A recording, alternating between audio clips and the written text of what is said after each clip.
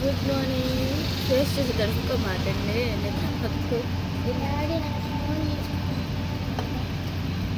తెల్లారి నాకు. Good morning చెప్పు.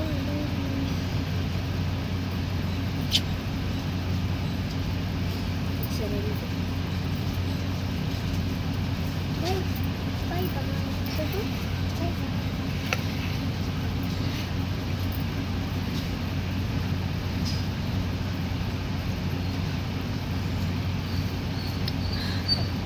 వేడివేడిగా టీ తాగితే ఎంత హాయిగా ఉందో. మీరు టీ తాగేశారా? ఏముంది, నైట్ టైం పగరిపోతూ ఉంటుంది, పిల్లలేమో గొడవ చేస్తారు. దానితో రాత్రి షాను వచ్చేసి ఉన్నట్టుండి తెగ ఏడుస్తూ కూర్చుంది. వాళ్ళ నాన్న 10-11 అయినా రాలేదు, వచ్చేదలికి 11:30 అయింది. ఇంకా సరే చూస్తూ కూర్చున్నా. రోజు 12 అవుతుంది. ఉదయాన్నే లెగవాలంటే నేను లెగవలేకపోతున్నాను. అసలు లెగుస్తుంటే నిద్ర సరిపోక గడ్డ కింద బ్లాక్ వచ్చేస్తుంది. మధ్యాహ్నం అన్నా పడుకుందామా అంటే మధ్యాహ్నం ఈ పిల్లలు పడుకొనిస్తారా? అస్సలు మామూలు చుక్కలు చూసేట్టుగా.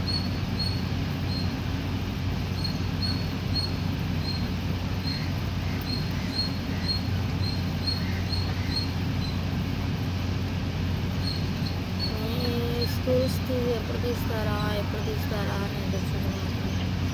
స్కూల్స్ తీయడం అంటే పిల్లలు టార్చర్ అని కాదు. పిల్లలకి మనకి స్కూల్ ఉదయాన్నే స్కూల్కి వెళ్ళినా సాయంత్రానికి ఇంటికి రావాల్సిందే. మన పిల్లలు మనకి ఏమైంది అలా కాదు. స్కూల్లో ఉన్నాక అంటే కాస్త టైంకి అన్నమన్నా తింటారు. అదే ఇక్కడ అనుకోండి, వాళ్ళు చుట్టూ తిరిగిన ఆటల్లో పడిపోతున్నారు కానీ అసలు ఫుడ్ తింటలేదు. అదేమంటే సిరితిళ్ళకి అలవాట్లు అవుతున్నారు. అదే స్కూల్కి వెళ్తే టీచర్స్కి చెబుతామంటే వాళ్ళు టీచర్స్ మీద భయం కన్నా గౌరవం ఎక్కువగా ఉంటుంది. ఎందుకంటే చిన్నపిల్లల్ని చాలా బాగా చూసుకుంటారు.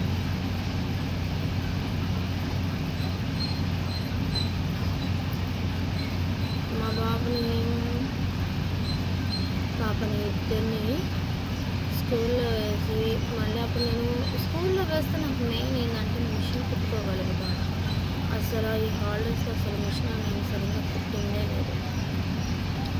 మిషన్ కుడుతూ ఉంటే గబిక్కన వచ్చి ఎక్కడ చక్రంలో చేతులు పెడతారా అని నా భయం. అంటే ఒకసారి ఏం చేసింది, షాను ఆడుతూ వచ్చి మోటార్ది కింద తొక్కేసింది. అప్పుడు నా చేయబడింది చక్రం.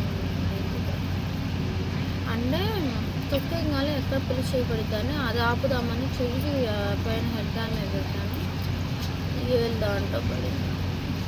దెబ్బకి ఇంత వాసుకొచ్చింది. నాకే అంత పెయిన్ అంటే పసిపిల్లలు కదా, అందుకే వాళ్ళు ఉన్నప్పుడు అసలు కుట్టను.